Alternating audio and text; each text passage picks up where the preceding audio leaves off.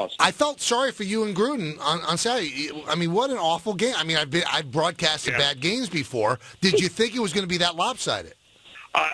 I felt Kansas City would win. Didn't think it would be that lopsided. I thought Houston would have created some offense. And when you look at their defense, they give up the kickoff return touchdown, then 2 field goals. They're in the game until J.J. Watt gets hurt there in that opening drive of the third quarter, and they just had nothing offensively. Hoyer has played better. He's not a good quarterback. He has played better than he played. I don't know if it was nerves or the Kansas City defense, but that's one of those things. And then you look at Houston, and you go, okay, they're going to play a first-place schedule next year, and they've got the worst quarterback situation in the division. So you think Bortles, they like him. Mariota, people like him, and obviously Luck comes back healthy. So that's good news you made the playoffs. Bad news you may have signed up for a long year next year. And I know it's unfair because 11 straight wins, Mike, is impressive. I don't care what sport it is, especially football. But I just don't know, other than the Denver win very early on in the winning streak, that any of these wins have been overly impressive. Now, 30-0 is on the road in a playoff game, but I'm still not sure what Kansas City is. Well, I love their defense. When you ask what doesn't their defense have, you can't come up with that thing that's missing because they have defensive tackles. With Justin Houston back, with Holly, and even D Ford, their third rusher, they have edge rushers who are now getting healthy.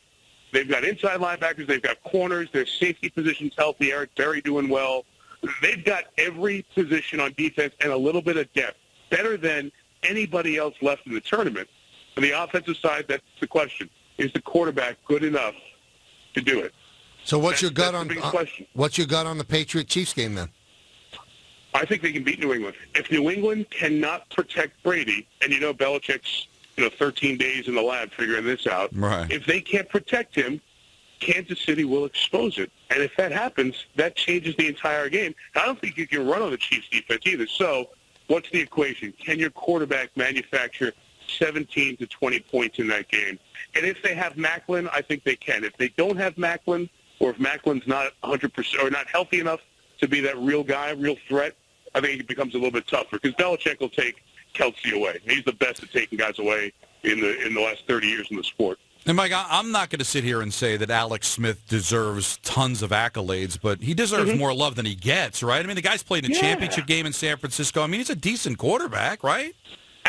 Absolutely. And let's remember this. So what their offense is, and Andy Reid, after you guys are New York listeners from his Philly days, Andy Reid was pure West Coast offense. Now he's added the stuff from the spread offense so he can get young players in there, and he really gives you a lot of offense to prepare for. And where does that help? He's got a quarterback in Alex Smith who's really smart. He scored a 40 on the Wonderlic.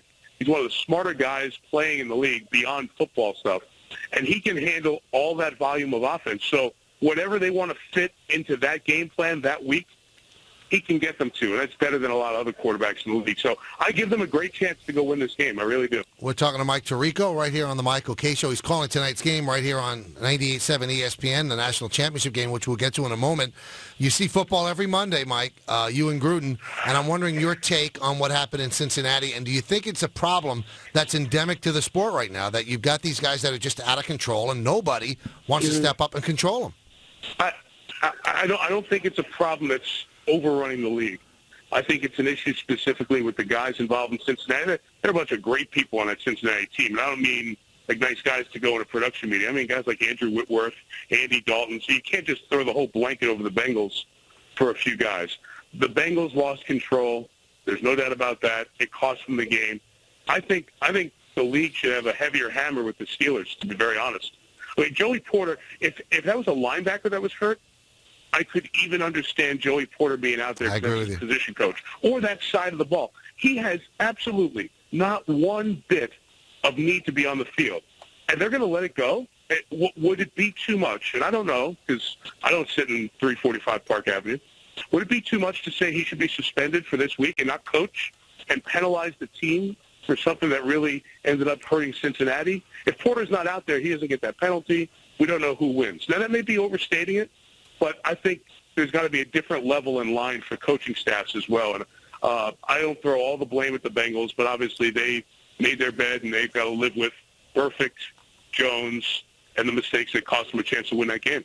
And I know it's hard for an official to know exactly who's saying what, but don't you think as an official, knowing that a penalty on Cincinnati for 15 yards is going to cost them the game, that you have to painstakingly find some way to make it offsetting on that flag? I can tell you that I know the officials were told. I talked to Dean Blandino earlier in the week, and I know that the officials were told, guys, don't bail out and just say offsetting. If somebody's at fault, call the one that's at fault. Now, was the Jones penalty because of interaction with Porter? Was it because he makes physical contact with an official? I've seen two versions of that and haven't gotten the clear answer. Did we see on TV everything that happened? I didn't read an official's report or anything like that on this issue. So I don't know if I'm 100% qualified to answer that. But you've got to throw a flag in that situation. Then you pick the guy who you think started the whole deal. If he thought it was Adam Jones, then that was, may have been his mistake. But you can't just let all that go and just say it's offsetting penalties. Because if you did that, the offsetting penalty would be on who? On Joey Porter? Because he's out during an injury, then he should get that one and only penalty in that case. I would agree, and I don't want to defend Adam Jones here because what he did was wrong, but he doesn't hit that official or hit into him if Joey Porter is not goading him, and Joey Porter should not be on the field. Right, and I don't blame the officials for losing track of where everybody was. It was so contentious, and there's an injury going on at that point. I mean, and everybody's in their range stuff. I think that was a pretty hard game to manage. I thought John Perry did a pretty good job of keeping it as much in line. And look, this thing has replaced Pittsburgh and Baltimore. Remember how nasty those Pittsburgh-Baltimore games were? Yep. These three Cincinnati games this year replace that, and they'll be just as nasty next year when they play. So they're going to have to find a way to keep this thing in check.